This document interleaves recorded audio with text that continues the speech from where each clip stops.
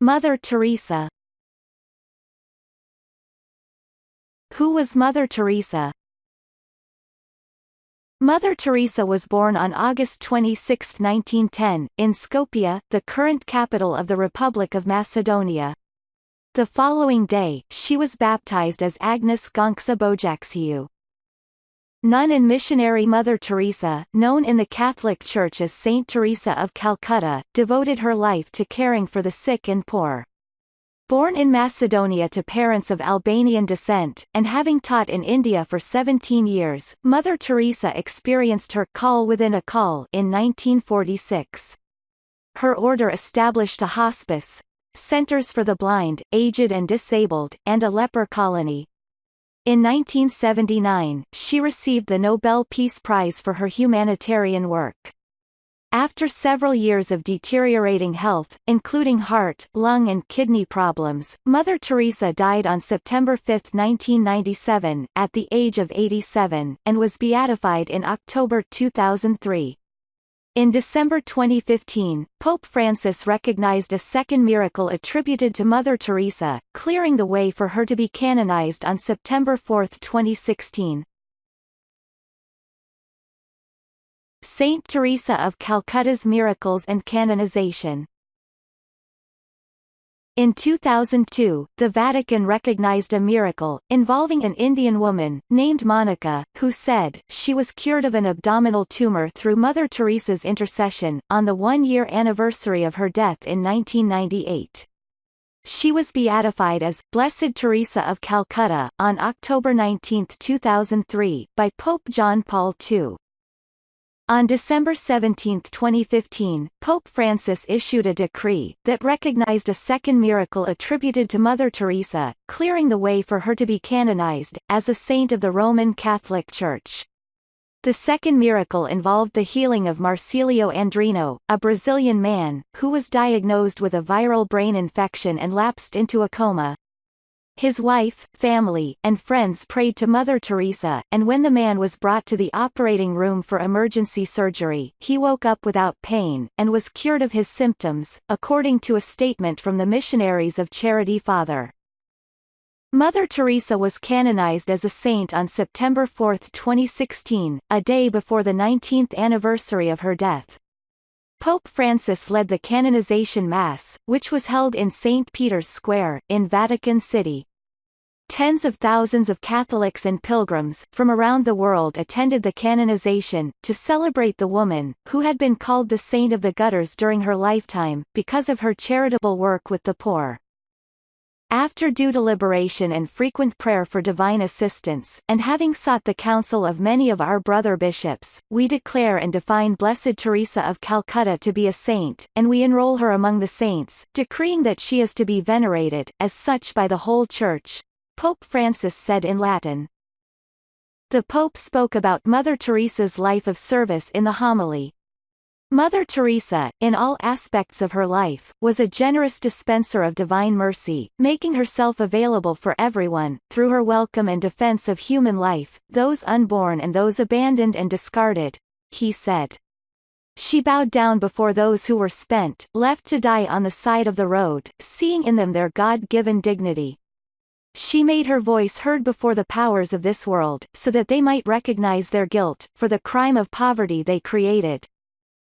He also told the faithful to follow her example and practice compassion. Mercy was the salt which gave flavor to her work, it was the light which shone in the darkness of the many, who no longer had tears to shed for their poverty and suffering, he said, adding, "May she be your model of holiness." Mother Teresa's family and young life. Mother Teresa's parents, Nicola and Dranophile Bojaxiou, were of Albanian descent. Her father was an entrepreneur, who worked as a construction contractor and a trader of medicines and other goods. The Bojaxious were a devoutly Catholic family, and Nicola was deeply involved in the local church, as well as in city politics as a vocal proponent of Albanian independence. In 1919, when Mother Teresa, then Agnes, was only 8 years old, her father suddenly fell ill and died. While the cause of his death remains unknown, many have speculated that political enemies poisoned him. In the aftermath of her father's death, Agnes became extraordinarily close to her mother, a pious and compassionate woman, who instilled in her daughter a deep commitment to charity. Although by no means wealthy, Drona Bojaxiu extended an open invitation to the city's destitute, to dine with her family. "My child, never eat a single mouthful unless you are sharing it with others," she counseled her daughter. When Agnes asked who the people eating with them were, her mother uniformly responded, "Some of them are our relations, but all of them are our people." Education and nunhood. Agnes attended a convent-run primary school, and then a state-run secondary school. As a girl, she sang in the local Sacred Heart choir, and was often asked to sing solos. The congregation made an annual pilgrimage to the Church of the Black Madonna in Letnes, and it was on one such trip at the age of 12, that she first felt a calling to a religious life. 6 years later, in 1928, an 18-year-old Agnes Bojaxiu decided to become a nun, and set off for Ireland to join the Sisters of Loreto in Dublin. It was there that she took the name Sister Mary Teresa after Saint Teresa of Lisieux. A year later, Sister Mary Teresa travelled on to Darjeeling, India, for the novitiate period. In May 1931, she made her first profession of vows.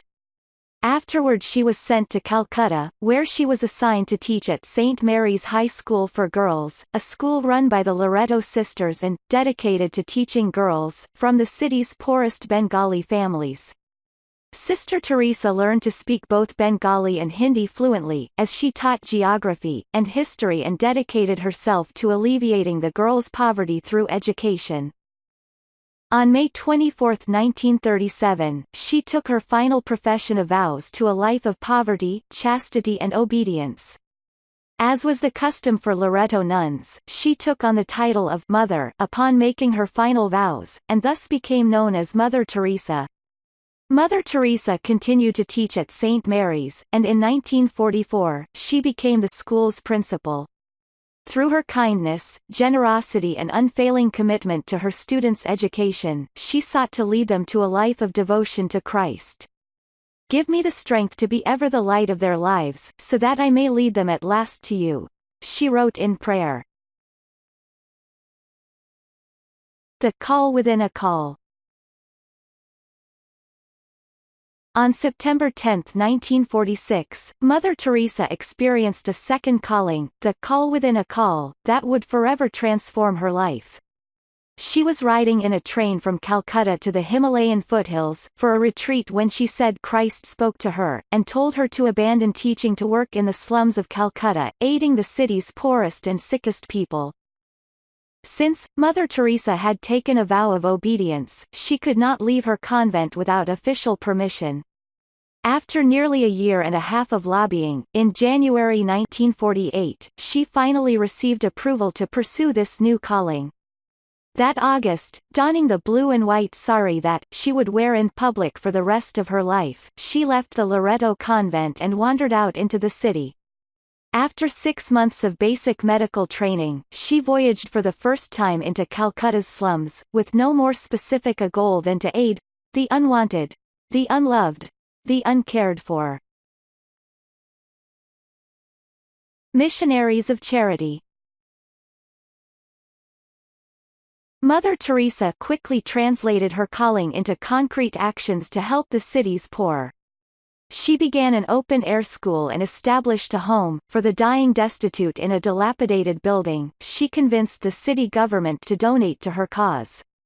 In October 1950, she won canonical recognition for a new congregation, the Missionaries of Charity, which she founded with only a handful of members, most of them former teachers, or pupils from St. Mary's School. As the ranks of her congregation swelled, and donations poured in from around India, and across the globe, the scope of Mother Teresa's charitable activities expanded exponentially. Over the course of the 1950s and 1960s, she established a leper colony, an orphanage, a nursing home, a family clinic, and a string of mobile health clinics.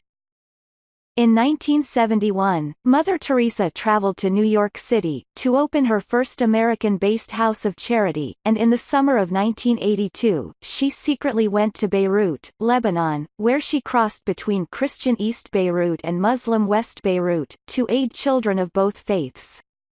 In 1985, Mother Teresa returned to New York, and spoke at the 40th anniversary of the United Nations General Assembly. While there, she also opened Gift of Love, a home to care for those infected with HIV and AIDS.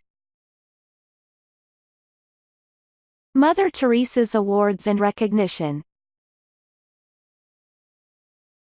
In February 1965, Pope Paul IV bestowed the Decree of Praise upon the missionaries of charity, which prompted Mother Teresa to begin expanding internationally.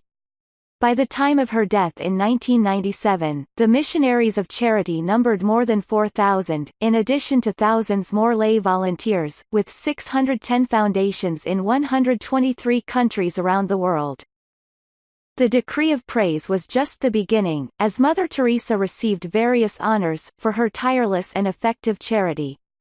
She was awarded the Jewel of India, the highest honor bestowed on Indian civilians, as well as the now-defunct Soviet Union's Gold Medal, of the Soviet Peace Committee. In 1979, Mother Teresa was awarded the Nobel Peace Prize, in recognition of her work in bringing help to suffering humanity. Controversy. Despite this widespread praise, Mother Teresa's life and work have not gone without its controversies. In particular, she has drawn criticism for her vocal endorsement of some of the Catholic Church's more controversial doctrines, such as opposition to contraception and abortion. "I feel the greatest destroyer of peace today is abortion," Mother Teresa said in her 1979 Nobel lecture. In 1995, she publicly advocated a no vote in the Irish referendum, to end the country's constitutional ban on divorce and remarriage.